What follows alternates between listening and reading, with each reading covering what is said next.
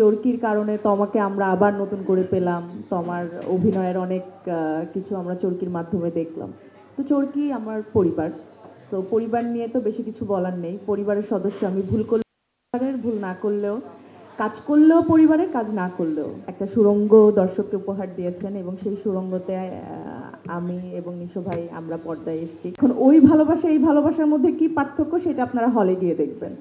আর নিশো ভাইকে নিয়ে বলবো, নিশো ভাই তো নিশো ভাই, কি বলবো, বস তো বসই।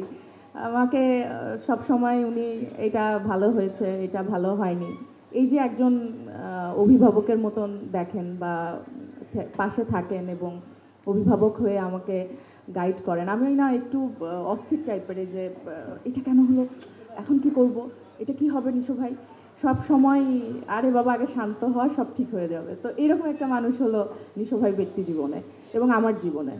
শিহাব ভাই, আই লাভ ইউ, আমি তোমাকে ভালোবাসি। Same here. তো আর যদি বলি কোয়ার্টিস্ট বললে অনেক দীর্ঘ হবে। সেখানে আমার যে আমাকে যে নাটকে নিয়ে আসছিল, অভিনয় জগতে নিয়ে আসছিল, যার নাম, যার হাত ধরে আমি আসছি, একজন গাজী রাকায়েত, ঘর ছাড়া নামে একটা ধারাবাহিক দিয়ে আমার পদচারণা নাটকে, উনি আমার সামনে বসে আছে। তো আমি খুব ব্লেসড যে আমার প্রথম ছবিতে আমার এই সৌভাগ্য হয় নাই, আমার দ্বিতীয় ছবিতে আমি তার সাথে স্ক্রিন শেয়ার করতে পারছি। সো রাকায়েত ভাই শুধুমাত্র উনি আমার গুরু না, আমি যখন একদম ছোটবেলায় যখন দেখতাম স্ক্রিনে ওনার বড় চুল, সো আমার কাছে সবার থেকে আলাদা ওনাকে লাগতো, যে ওনার যে এক্সপেক্টেডটা ওনাকে আমার ডিফারেন্ট লাগতো, এই জন্য আমি বেশি করে তাকে দেখতাম।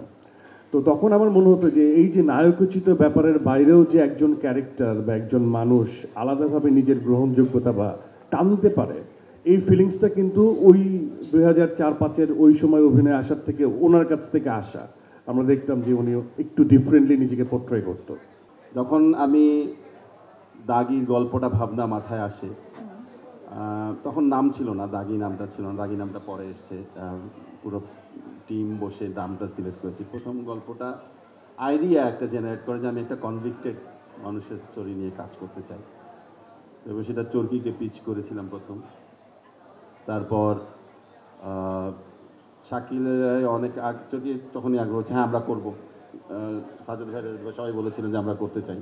তো আমি পুরো প্রডিউসার টিমের কাছে আমার গল্পটা পিচ করেছিলাম, আমি এই গল্পটা এইভাবে করতে চাই, এবং ওখানে ওনাদের কাছে পছন্দ হয়, তারা বলে ঠিক আছে এটা আমরা করব প্রডিউস। এবং পরদিনই আমি, ওই দিনই আমি ফ্লাই ব্যাক করি বাংলাদেশে।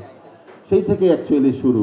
আমাদের উদ্দেশ্যটা হচ্ছে এই প্রমোশনের মাধ্যমে দর্শককে সিনেমাটা দেখবার জন্য সিনেমা হলে নিয়ে আসা।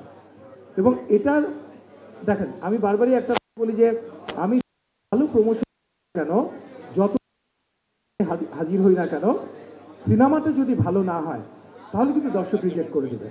হয়তো দর্শককে আমি প্রথম প্রমোশন দিয়ে আমি প্রথম, দ্বিতীয় দিন হয়তো আরো কিছু দর্শক আসবে, তৃতীয় দিন আসবে, কিন্তু দর্শক যদি, যে আমি প্রমোশন করে যে কথাটা বললাম, যে ইমপ্রেশনটা ক্রিয়েট করলাম, সেটা হয়তো সিনেমাটা দেখবার পরে সে একটা ডিফারেন্ট ইমপ্রেশন পেল।